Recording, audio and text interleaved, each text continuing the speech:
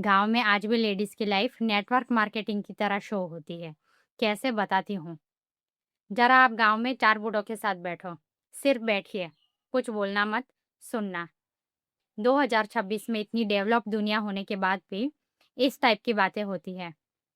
अरे शर्मा की बेटी हुई है, ऐसी दिखती है, कौन शादी करेगा। अभी उसे जन्म लेने के बाद एक दिन भी नहीं हुआ होता है और उसका फ्यूचर डिसाइड कर दिया जाता है। बड़े होने के बाद उसका फ्यूचर क्या हो सकता है, क्या सपने हो सकते हैं, सब सोचना मतलब टाइम वेस्ट होता है उनके लिए।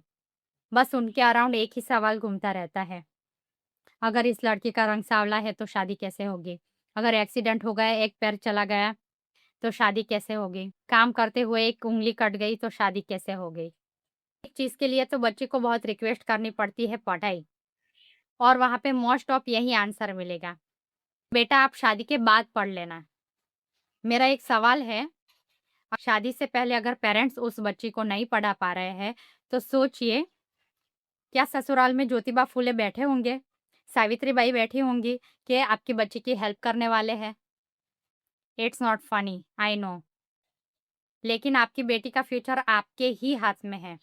ये सुनने में थोड़ा नेगेटिव लगेगा, थोड़ा नहीं बहुत नेगेटिव है, लेकिन अगर आपकी बेटी के ससुराल में लोग सपोर्टिव ना हो, हस्बैंड फाइनेंशियली स्ट्रांग ना हो, और चलो फाइनेंशियल स्ट्रांग हो भी तो ना करे नारायण उसके साथ कोई हादसा हो जाए, तो अगर आपकी बेटी अच्छे से ग्रेजुएट है, पढ़ी लिखी है, फाइनेंशियल स्ट्रांग है, अपने पैरों पर खड़ी हुई है, तो वो किसी और के लिए नहीं बल्कि उसके ही फ्यूचर के लिए होगा।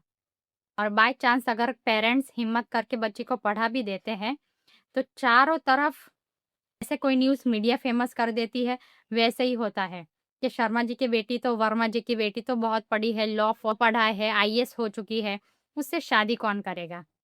लेकिन उनके ही सामने बहुत अच्छे से रिश्ता आके वो शादी करके चली जाती है। वो नेटवर्क मार्केटिंग वाली बात मैंने इसलिए कही थी कि जैसे कि गांव में कोई लड़की शादी करके बहू बन के आती है तो उसका एक ही काम होता है, घर को संभालना और वंश आगे बढ़ाना। और अगर उसके बाद अगर बहू को लड़की होती है तो उसे भी ऐसी ही ट्रेनिंग दी जाती है, जिससे वो ट्रेन हो या ना हो, लेकिन उसका माइंडसेट इतना घटिया बना दिया जाता है कि वो अपने सपनों के बारे में, अपने फ्यूचर के बारे में कुछ सोच ही नहीं पाती। कई जगहों पे गांव में आज भी बेटियों का फ्यूचर खतरे में ही है।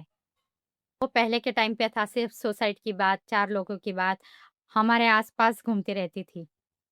लेकिन आज इंटरनेट, सोशल मीडिया की वजह से हमारे गांव में, हमारे सिटी में, हमारे कंट्री में, पूरी दुनिया में क्या-क्या हो रहा है, वो सब हम जान सकते हैं।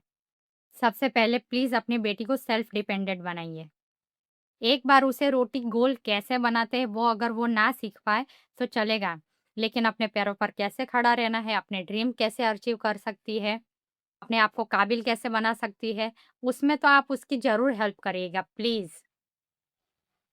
एंड आई बेट आपकी बेटी की कोई फर्स्ट इनकम आएगी, उसके ओन वर्क से, उसके काम से, उसके स्किल से, तो उसके फेस पर तो वो छोटी-सी मुस्कान होगी।